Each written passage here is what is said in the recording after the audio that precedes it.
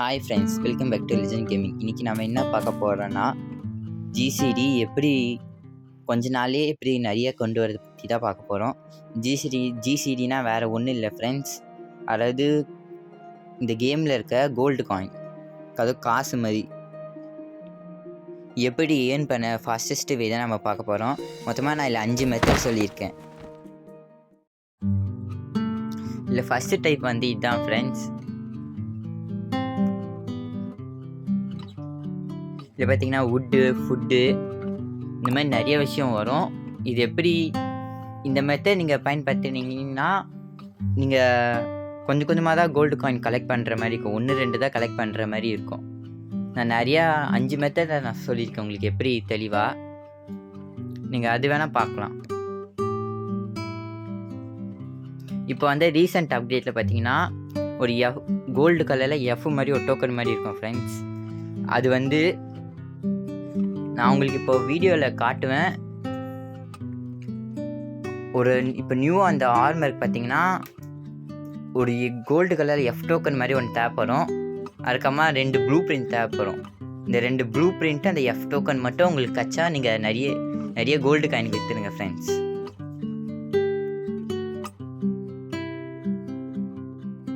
Friends, like பண்ணுங்கள், share பண்ணுங்கள், subscribe பண்ணுங்கள்.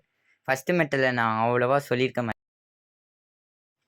எனக்கு தெரிஞ்ச மெத்தட் தான் ஃப்ரெண்ட்ஸ் நானும் உங்களுக்கு சொல்லியிருக்கேன்.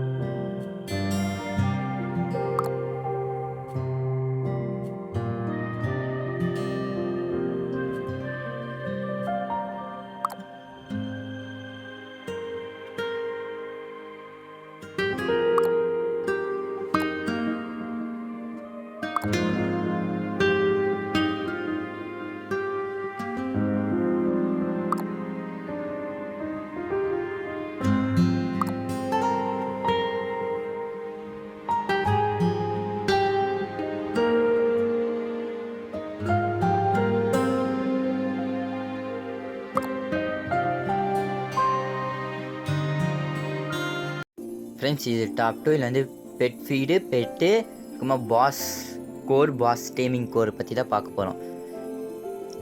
ஃப்ரெண்ட்ஸ், ஃபீடு பார்த்தீங்கன்னா ட்ராகன் ஃப்ரீடே 130 கிட்ட வரும். அதே இல்லைனா நீங்கள் 101 ஃபீடு செஞ்சு ஒரே ஃபீடாக கூட விற்க முடியும். ஆனால் பார்த்தீங்கன்னா 20,000 கோல்டு காயின் தான் விற்க முடியும். ஆனால் இதே நீங்கள் சிங்கிளாக விற்றீங்கன்னா ப்ராஃபிட் உங்களுக்கு கிடைக்கும். ஒரே ஃபீடாக விற்றீங்கன்னா ப்ராஃபிட்ஸ் கிடைக்காது உங்களுக்கு. ஃப்ரெண்ட்ஸ், நீங்கள் ஃபீடு செஞ்சு விற்கிறீங்கன்னா சிங்கிள் ஃபீடாக விற்க ஃப்ரெண்ட்ஸ். அப்போ தான் ஒரு சில பேர் இப்போது 90 ஃபீடு என்கிட்ட இருக்குது, மிச்சம் 10 ஃபீடு நான் ஷாப்பில் வாங்க வரேன்னா நீங்கள் பேக்கெட்டை வச்சிங்கன்னா உங்களால் வாங்க முடியாது. அதே நீங்கள் தனித்தனியாக ஒரு சிங்கிள் ஃபீடாக விற்றீங்கன்னா உங்களுக்கு ப்ராஃபிட் வர நிறைய சான்ஸ் இருக்குது ஃப்ரெண்ட்ஸ்.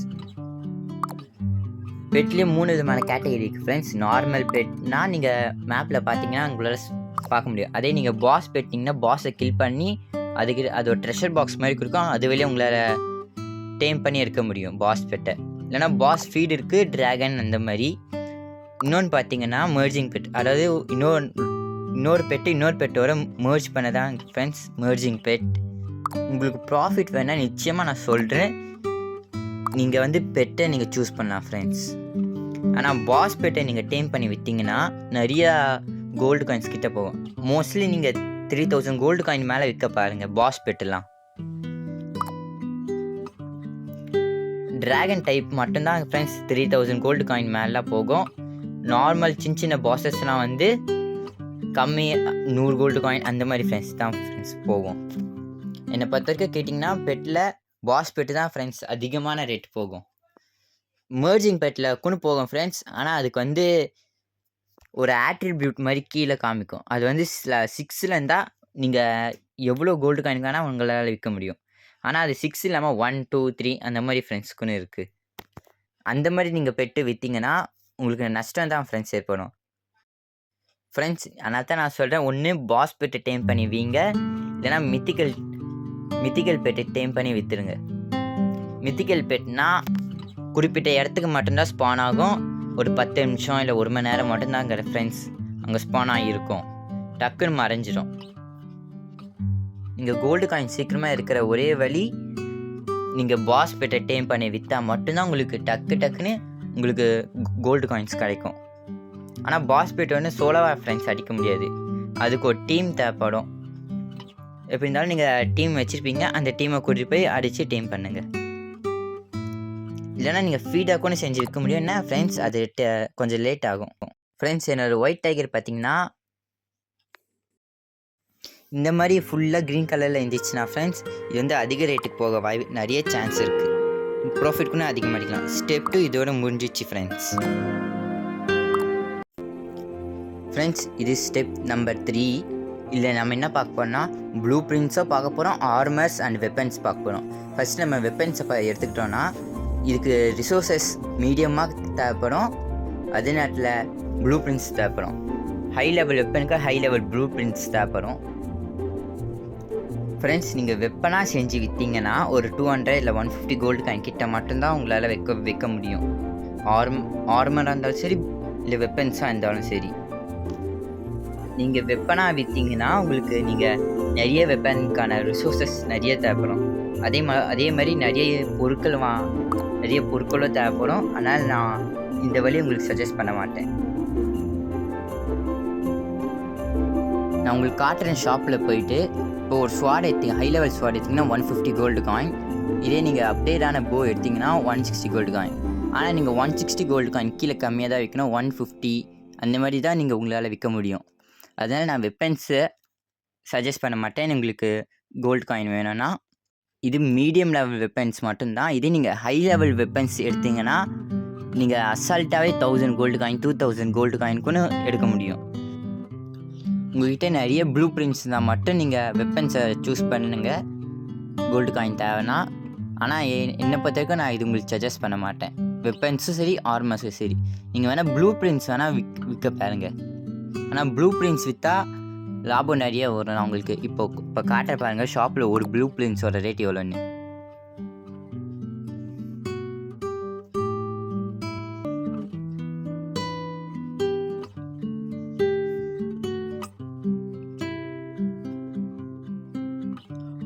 ஆர்மரோட ப்ளூ பிரிண்ட் பார்த்தீங்கன்னா 105 கோல்டு காயின் கிட்ட வருது.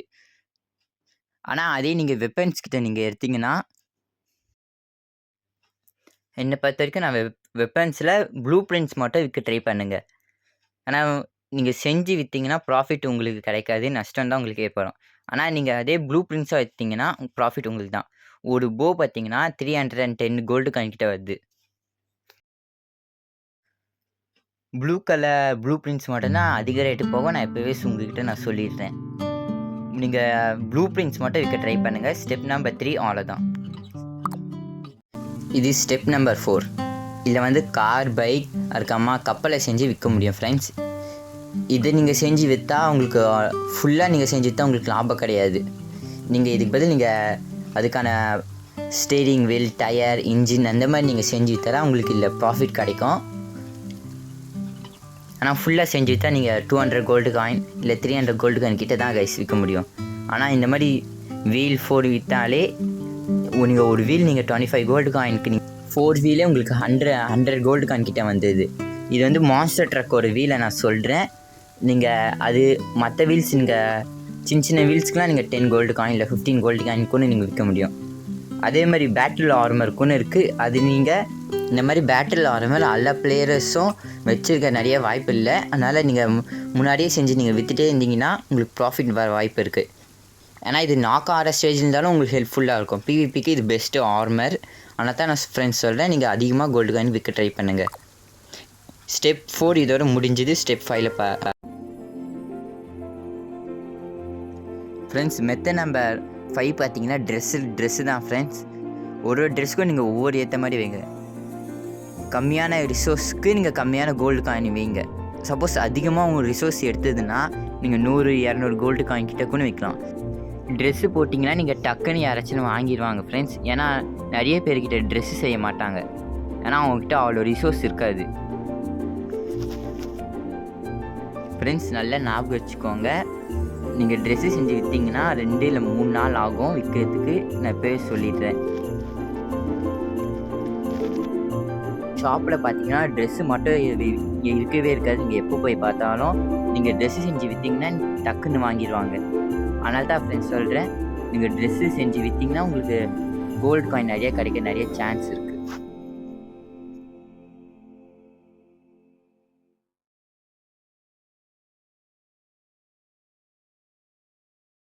அது மட்டும் இல்லாமல் ட்ரெஸ்ஸில் ப்ரீமியம் ட்ரெஸ் இருக்குது, நார்மல் ட்ரெஸ் இருக்குது. ப்ரீமியம் ட்ரெஸ் மட்டும் நீங்கள் 100 கோல்டு காயின் மேலே வீங்க. நார்மல் ட்ரெஸ் மட்டும் 100 கோல்டு காயின் கீழே விற்றுருங்க. ப்ரீமியம் ட்ரெஸ் செய்யறதுக்கு நிறைய ரிசோர்ஸ் தேவைப்படும். உங்களால் ரிசோர்ஸ் கலெக்ட் பண்ண முடிஞ்சால் நீங்கள் இந்த மெத்தட் நீங்கள் ஃபாலோ பண்ணலாம்.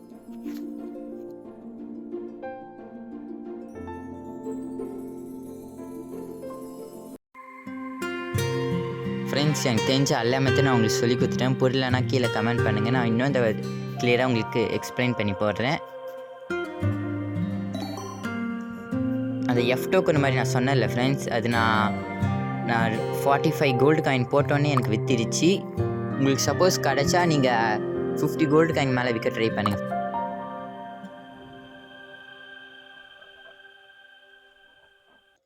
இது வரைக்கும் எனக்கிட்ட வந்து எது விற்றுருக்குன்னு நான் உங்கள்கிட்ட காட்ட போகிறேன் ஃப்ரெண்ட்ஸ்.